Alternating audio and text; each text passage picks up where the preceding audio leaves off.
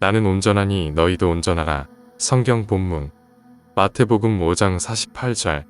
그러므로 하늘에 계신 너희 아버지의 온전하심과 같이 너희도 온전하라. 서론.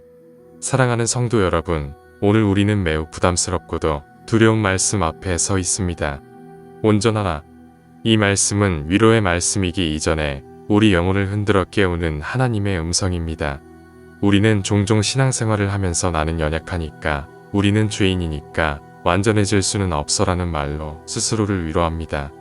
그러나 그 말 속에는 종종 거룩을 향한 갈망을 포기해버린 영적 체념이 숨어 있습니다. 하나님은 우리를 체념 속에 두기 원하지 않으십니다. 하나님은 오늘도 우리를 부르십니다. 나는 온전하다. 그러므로 너희도 온전하라. 이 말씀은 인간의 결심을 요구하는 명령이기 전에 하나님의 성품을 계시하는 선언입니다. 하나님은 온전하신 분이십니다. 그리고 그 온전하신 하나님께서 자기 백성을 자기 수준으로 초청하고 계십니다. 우리는 이 말씀을 들을 때 즉시 마음속에 질문이 일어납니다. 하나님, 그게 가능합니까? 이 연약한 내가, 죄의 흔적을 가진 내가 어떻게 온전할 수 있습니까? 사랑하는 성도 여러분, 하나님은 불가능한 것을 요구하시는 분이 아닙니다. 그분은 불가능을 가능케 하시는 분이십니다. 오늘날 교회 안에 가장 큰 비극은 죄가 많은 것이 아니라 거룩을 포기한 것입니다. 거룩을 부담으로 여기고 온전을 이상론으로 치부하며 적당한 신앙에 만족해버린 것입니다. 그러나 성경은 분명히 말합니다. 거룩 없이는 아무도 주를 보지 못하리라. 온전함은 선택사항이 아닙니다. 온전함은 특수한 성도들의 옵션도 아닙니다. 온전함은 하나님의 자녀라면 반드시 추구해야 할 부르심입니다. 오늘 이 말씀 앞에서 우리는 스스로에게 물어야 합니다. 나는 과연 거룩을 갈망하고 있는가? 나는 죄와 타협하면서도 은혜라는 이름으로 스스로를 합리화하고 있지는 않은가? 오늘 이 설교는 우리를 정죄하기 위한 말씀이 아닙니다.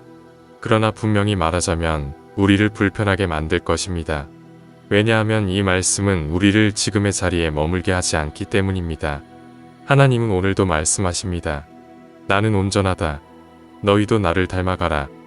일대지. 온전하신 하나님의 성품과 그분의 부르심. 온전함의 출발점은 인간이 아닙니다. 온전함의 기준도 인간이 아닙니다.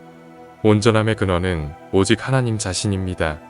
예수님께서 하늘 아버지의 온전하심과 같이라고 말씀하셨을 때 그 기준은 세상의 도덕이나 종교적 윤리가 아닙니다. 하나님의 성품입니다.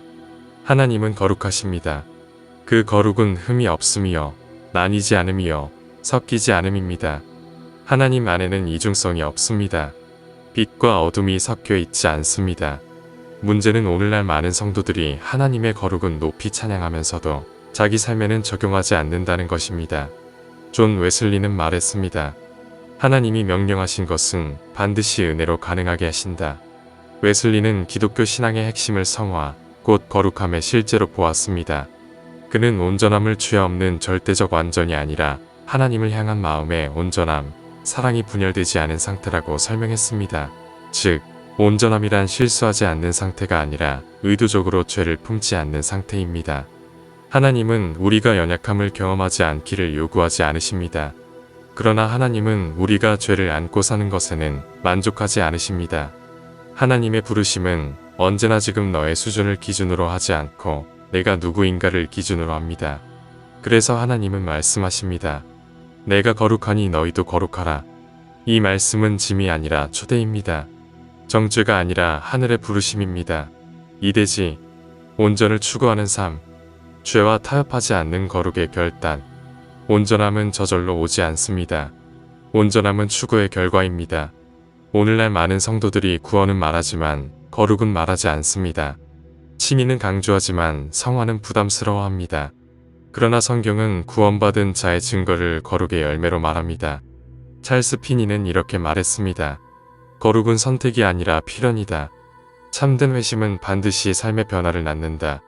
피니는 성령의 역사란 감정의 흥분이 아니라 의지의 방향이 바뀌는 것이라고 보았습니다. 온전을 추구한다는 것은 더 이상 죄를 가볍게 여기지 않는 것입니다. 작은 죄, 반복되는 죄, 숨겨진 죄와 결별하는 결단입니다. 우리는 종종 이렇게 말합니다. 이 정도는 괜찮겠지. 그러나 그 이 정도가 우리 영혼을 잠식합니다. 거룩은 단번에 완성되지 않지만 타협은 단번에 영혼을 무너뜨립니다. 온전을 추구하는 삶이란 매일 십자가 앞에서 자기를 부인하는 삶입니다. 성령께서 죄를 비추실 때 변명하지 않고 회개하는 삶입니다. 3대지 성령 안에서 이루어지는 온전함, 은혜로 가능해지는 거룩. 온전함은 인간의 노력으로 이루어지지 않습니다. 그러나 노력 없는 은혜도 없습니다. 케네스 해기는 말했습니다. 거룩은 성령과 동행하는 삶에서 자연스럽게 흘러나온다. 성령께서 우리 안에 거하신 목적은 우리를 편안하게 하기 위함이 아니라 우리를 변화시키기 위함입니다. 온전함은 성령의 열매입니다. 우리가 성령께 순복할수록 우리 안에 옛사람은 약해지고 그리스도의 성품이 드러납니다. 온전함은 하루아침에 이루어지지 않지만 성령께 자신을 내어드리는 순간부터 이미 시작됩니다. 성도 여러분, 온전을 추구하는 삶은 가장 자유로운 삶입니다. 왜냐하면 죄의 지배에서 벗어난 삶이기 때문입니다. 결론, 온전을 향한 하나님의 초청. 사랑하는 성도 여러분, 오늘 하나님은 우리에게 묻고 계십니다. 너는 어디까지 나를 닮고 싶으냐? 하나님은 우리를 정죄하려 부르신 것이 아닙니다. 우리를 하늘의 수준으로 끌어올리기 위해 부르셨습니다. 온전함은 무거운 멍에가 아닙니다. 온전함은 아버지를 닮고 싶은 자녀의 갈망입니다.